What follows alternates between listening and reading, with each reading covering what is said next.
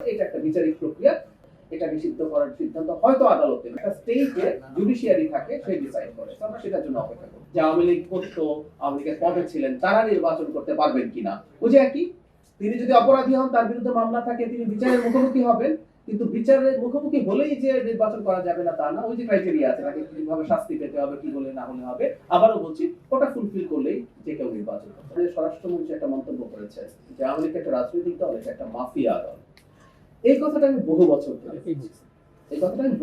ধরে বলছি, এটা আবারও বলছি, মাই পার্সোনাল অপিনিয়ন। আমার এটা আবার ঠিক হবে কিনা, বা রাষ্ট্র যদি চায়, রাষ্ট্র তো একটা পক্ষ আইসিটিতে, তাই না? রাষ্ট্র যদি চায়, যিনি বিচার করছেন উনি রাষ্ট্রের কথা শুনতে হবে, নট নেসেসারিলি।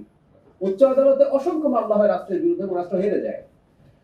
যে আলাপটা আমরা করছিলাম, যে সেটা হলো রাজনৈতিক দল থাকবে কি থাকবে না, একটা গণতান্ত্রিক পরিস্থিতিতে, গণতান্ত্রিক মানে পেরিমিটারের মধ্যে একটা দলকে গণতান্ত্রিক হতে হয়। এই কারণেই দেখবেন অনেক দল নিষিদ্ধ হয়। জার্মানিতে একটা দল, আমি অনেক সময় তুলনা দেয়, 20% ভোট তারা পেয়েছেন, সিট পেয়েছেন, কিন্তু সেই দলটা থাকবে কি থাকবে না এটা নিয়ে কিন্তু আলাপ আলোচনা হচ্ছে, মামলা হচ্ছে। কারণ সে গণতান্ত্রিক যে সেটা নর্মস মানছে, দ্যাট ম্যাটার্স। সমর্থন, অনেকে বলেন আওয়ামী লীগের এত সমর্থন আছে। ধরলাম বাংলাদেশে আওয়ামী লীগের সমর্থন করছে 50% মানুষ, বা অন্য কেউ, ধরুন আমরা কতগুলো এক্সট্রিমিস্ট, এক ধরনের উগ্রবাদী ধর্মীয় দল আছে, ধরে নিলাম এই দেশের 50% মানুষ, 40% মানুষ তাকে সমর্থন করে। আমরা কি তাকে অপারেট করতে দেব?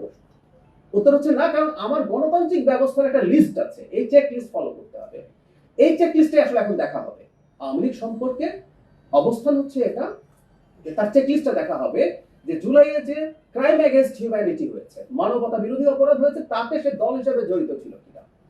সে যদি দল হিসেবে, একটা দলের অপরাধ বা সমস্যা এগুলো থাকে, এগুলো বিচার তো হচ্ছে, সংগঠন হিসেবে সে এখানে যুক্ত ছিল কিনা, আসলে সেটাই দেখার ব্যাপার। এটা একটা বিচারিক প্রক্রিয়া। যদি সেটা হয়, তার সমর্থন কেমন থাকুক আর যাই হোক, এটা নিষিদ্ধ করার সিদ্ধান্ত হয়তো আদালতে, মানে হয়তো বলছি কারণ এটা আদালতের জুরিসডিকশন, আমাদের কিছু করার নেই। তো এই প্রসেসটা আমরা মেনে নেব। আবার এটাও বলে রাখি, যখন আমরা আদালতে যাই, আমরা প্রস্তুত থাকি যে আমি যা মনে করি সেটা ভুল প্রমাণিত হলো, রায় আমার বিপক্ষে গেল, এবং একটা সভ্য দেশে সেই রায় মেনে নিতে হয় সবাইকে, এবং আমরা সেটা করব। আমি আবারও বলছি, দল নিষিদ্ধ হতে পারে কিনা এটার জন্য আইসিটিতে মামলা হবে, মানে কন্টিনিউ করবে। তো ওইটা হবে, কার্যক্রম নিষিদ্ধ আছে কেন, যতদিন পর্যন্ত এটা সুরাহা না হয়। একটা কথা খেয়াল করি, আমরা যখন কোর্টে যাই, দুটো পক্ষ থাকি, এবং দুই পক্ষই ভিন্ন মত পোষণ করি, তাই না? আমরা একজনের সাথে আলাদা মত পোষণ করি, শেষ পর্যন্ত কোর্ট ডিসাইড করে। তো আমাদের সমাজে এই আলোচনা আছে আওয়ামী লীগ নিষিদ্ধ হওয়া উচিত, তার পক্ষে যুক্তি এটা। আমাদের সমাজে আবার এই মত আছে যে আওয়ামী লীগ নিষিদ্ধ হওয়া উচিত না, তার পক্ষে যুক্তি এটা। সেই জিনিসগুলোই আসলে ফাইনালি একটা স্টেটে জুডিশিয়ারি থাকে, সে ডিসাইড করে। তো আমরা সেটার জন্য অপেক্ষা করি।